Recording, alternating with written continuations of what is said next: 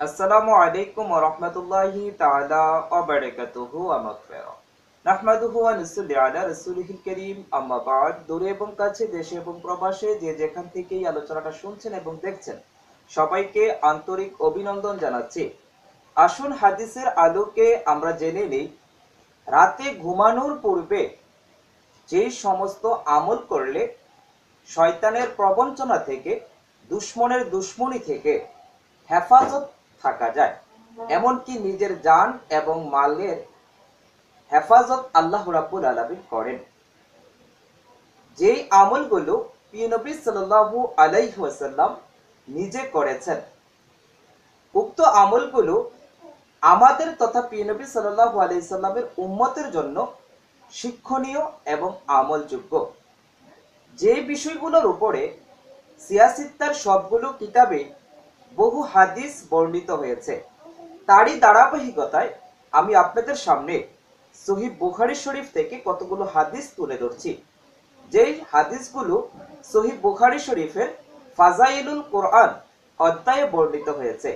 প্রথম হাদিস, যেই হাদিসটি সহিহ বুখারী শরীফের 5017 নম্বর হাদিস, যেই হাদিসটির বর্ণনাকারী হযরত মা আয়েশা সিদ্দিকা রাদিয়াল্লাহু তাআলা আনহা।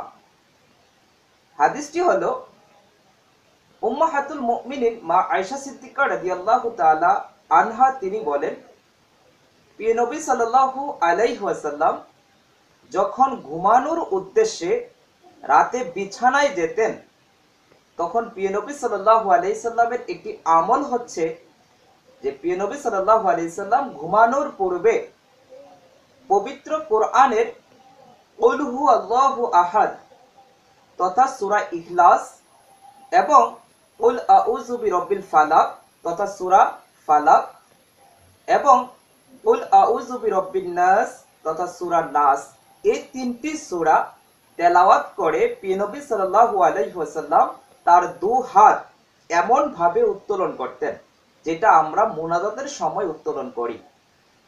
এইভাবে উত্তোলন করে প্রিয় নবী সাল্লাল্লাহু আলাইহি ওয়াসাল্লাম তার এই দু হাত মুবারকে ফু দিতেন। ফু দেওয়ার পরে প্রিয় নবী সাল্লাল্লাহু আলাইহি ওয়াসাল্লাম সেই দু হাত মুবারক তার চেহারা মুবারকে, এমনকি তার মাথা মুবারকে মাসিহ করতেন। এমনকি প্রিয় নবী সাল্লাল্লাহু আলাইহি সাল্লাম এই দু হাত মুবারক তার এই শরীরে এইভাবে মাসিহ করতেন। সামনের দিকে মাসিহ করে তিনি পিছনের দিকেও, পিঠের দিকেও তিনি মাসিহ করতেন।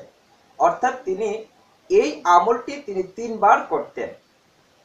প্রিয় নবী সাল্লাল্লাহু আলাইহি ওয়াসাল্লাম এই হাদিসটি দ্বারা আমরা জানতে পারলাম, রাতে ঘুমানোর পূর্বে একটি আমল হচ্ছে যেটি প্রিয় নবী সাল্লাল্লাহু আলাইহি সাল্লাম করতেন, যে সূরা ইখলাস এবং সূরা ফালাক, সূরা নাস, এই তিনটা সূরা তেলাওয়াত করে প্রিয় নবী সাল্লাল্লাহু আলাইহি সাল্লাম হাত একত্রিত করে হাতে ফু দিতেন। ফু দিয়ে প্রিয় নবী সাল্লাল্লাহু আলাইহি সাল্লাম সমস্ত শরীরে মাসিহ করতেন সেই হাত মুবারক। এই আমলটুকু প্রিয় নবী সাল্লাল্লাহু আলাইহি সাল্লাম 3 বার করতেন রাতে ঘুমানোর পূর্বে। তাহলে এখানে আমরা একটি আমল জানতে পারলাম। এবার আসুন বুখারী শরীফের অপর আরেকটি হাদিস, যে হাদিসটিও ফাজাইলুল কোরআন অধ্যায়ে বর্ণিত হয়েছে, যেটি বুখারী শরীফের 5015 নম্বর হাদিস। যে হাদিসটির বর্ণনাকারী হযরত আবু সাঈদ খুদরী রাদিয়াল্লাহু তাআলা আনহু। হযরত আবু সাঈদ খুদরী রাদিয়াল্লাহু তাআলা আনহু তিনি বলেন, নবী সাল্লাল্লাহু আলাইহি সাল্লাম আমাদের সাহাবীদের উদ্দেশ্য করে বললেন যে, তোমাদের মধ্যে এমন কোন ব্যক্তি আছো কি যে রাতের বেলায় পবিত্র কোরআনের 1/3 অর্থাৎ 3 ভাগের 1 ভাগ 10 পারা তেলাওয়াত করে ঘুমাবে? তখন সাহাবারা অনেকেই বললেন যে, ইয়া রাসূলুল্লাহ সাল্লাল্লাহু আলাইহি সাল্লাম, এই আমলটুকু আমাদের জন্য খুবই কষ্টসাধ্য। তখন প্রিয় নবী সাল্লাল্লাহু আলাইহি সাল্লাম বললেন, যারা এর সওয়াব পেতে চাও তারা প্রত্যহ রাতে ঘুমানোর পূর্বে সূরা ইখলাস তথা কুল হু আল্লাহু আহাদ এই সূরাটি তেলাওয়াত করো। যে ব্যক্তি রাতে ঘুমানোর পূর্বে সূরা ইখলাস তেলাওয়াত করবে, তার বিনিময় হলো সে যেন পবিত্র কোরআনের 1/3 অর্থাৎ 3 ভাগের 1 ভাগ 10 পারা কোরআন তেলাওয়াত করলে যতটুক সওয়াব হতো অনুরূপ সওয়াব আল্লাহ রাব্বুল আলামিন তার আমল নামায় দিয়ে দিবেন। তাহলে এখানে আমরা সূরা ইখলাস, রাতে ঘুমানোর পূর্বে সূরা ইখলাস তেলাওয়াতের ফজিলত সম্পর্কে জানলাম। অপর আরেকটি হাদিস আসুন আমরা জানি, যেই হাদিসটি রাতে ঘুমানোর পূর্বে আয়াতুল কুরসি পাঠের ফজিলত সম্পর্কে বর্ণিত হয়েছে, যেটি বুখারী শরীফের 5010 নম্বর হাদিস। এই হাদিসটিও বুখারী শরীফের ফাজাইলুল কোরআনে বর্ণিত হয়েছে। যে হাদিসটির বর্ণনাকারী হযরত আবু হুরায়রা রাদিয়াল্লাহু তাআলা আনহু। হযরত আবু হুরায়রা রাদিয়াল্লাহু তাআলা আনহু তিনি বলেন, প্রিয় নবী সাল্লাল্লাহু আলাইহি ওয়াসাল্লাম রমজান মাসে আমাকে যাকাতের মাল হেফাজত রাখার জন্য নিযুক্ত করেন। এমত অবস্থায় আমি যখন সেই যাকাতের মাল পাহারা দিচ্ছিলাম, রাতের বেলায় একজন ব্যক্তি সেই মাল চুরি করতে আসে। আমি তাকে ধরে ফেলি, সে ক্ষমা চায়, আমি তাকে ছেড়ে দিই। দ্বিতীয় দিন সে আবার সেই মাল চুরি করতে আসে, দ্বিতীয় দিনও আমি তাকে ধরে ফেলি, দ্বিতীয় দিন সে আমার নিকট ক্ষমা চায়, দ্বিতীয় দিনও আমি তাকে ক্ষমা করে দিই। অনুরূপভাবে সে তৃতীয় দিনও সেই যাকাতের মাল চুরি করতে আসে, তৃতীয় দিনও আমি তাকে ধরে ফেলি। এবার আমি তাকে না ছেড়ে আমি তাকে বলি যে তোমাকে ইতিপূর্বে 2 দিন ছেড়ে দিয়েছি, ক্ষমা করে দিয়েছি, কিন্তু তুমি তৃতীয়বার এসেছো, আমি তোমাকে প্রিয় নবী সাল্লাল্লাহু আলাইহি সাল্লামের দরবারে নিয়ে যাব। এই কথাটুকু বলার পরে সেই ব্যক্তি বললেন, হে আবু হুরায়রা, আমি তোমাকে এমন একটি আমলের কথা বলবো, তুমি যদি সেই আমলটি করো তাহলে তুমি রাত জেগে সেই যাকাতের মাল পাহারা দিতে হবে না।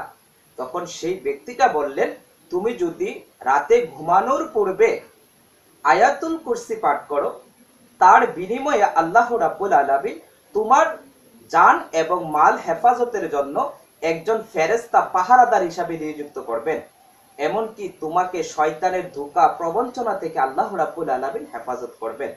এই কথাটুকু শোনার পরে আবু হুরায়রা রাদিয়াল্লাহু তাআলা আনহু পরের দিন সকালে প্রিয় নবী সাল্লাল্লাহু আলাইহি সাল্লামের কাছে বিস্তারিত খুলে বলার পরে প্রিয় নবী সাল্লাল্লাহু আলাইহি সাল্লাম বললেন, হে আবু হুরায়রা, তোমার নিকট যে ব্যক্তিটা এই আমলের কথা বললেন সেই আমলটি নিশ্চিত সত্য, এটার কোনো মিথ্যা নয়, বরং এটা একটা সত্য আমল।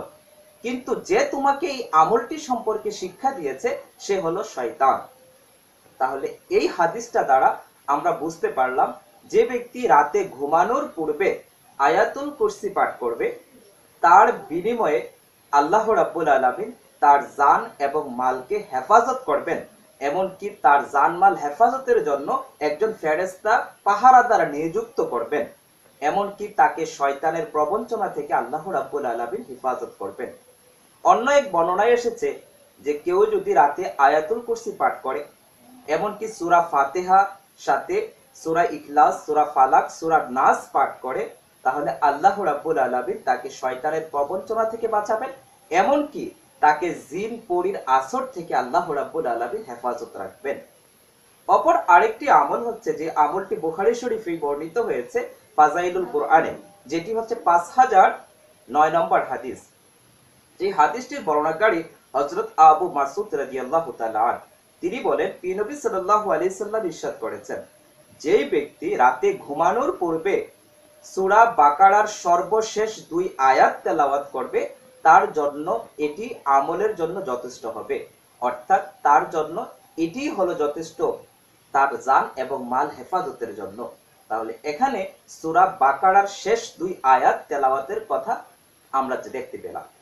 তাহলে আমরা এই হাদিসগুলো দ্বারা আমরা জানতে পারলাম, যে ব্যক্তি রাতে ঘুমানোর পূর্বে সূরা ফাতিহা পড়বে, সূরা ইখলাস পড়বে, সূরা ফালাক পড়বে, সূরা নাস পড়বে, আয়াতুল কুরসি পাঠ করবে, এমনকি সূরা বাকারার শেষের 2 আয়াত তেলাওয়াত করবে, তার বদলতে আল্লাহ রাব্বুল আলামিন তার জান মালকে হেফাজত করবেন, তাকে শয়তানের প্রবঞ্চনা থেকে আল্লাহ রাব্বুল আলামিন হেফাজত রাখবেন, এমনকি মানুষের বা জিন পরীর আসর থেকে আল্লাহ রাব্বুল আলামিন তাকে মাহফুজ হিসাবে গণ্য করবেন, রাখবেন। আসুন আমরা সবাই প্রিয় নবী সাল্লাল্লাহু আলাইহি সাল্লামের দেখানো সেই আমলগুলো আমরা রাতে ঘুমানোর পূর্বে নিজেদের আমলের মধ্যে পরিণত করি এবং এই হাদিসগুলোর উপরে আমল করি, নিজে জানি, অপরকে এই হাদিসগুলো সম্পর্কে অবহিত করি, জানিয়ে দেই। এই আশা ব্যক্ত করে আপনাদের কাছ থেকে বিদায় নিচ্ছি। ওয়াখিরি দাওয়ানা আলহামদুলিল্লাহি রাব্বিল আলামিন। ওয়াসসালামু আলাইকুম ওয়া রাহমাতুল্লাহি তাআলা ওয়া বারাকাতুহু ওয়া মাগফিরাহ।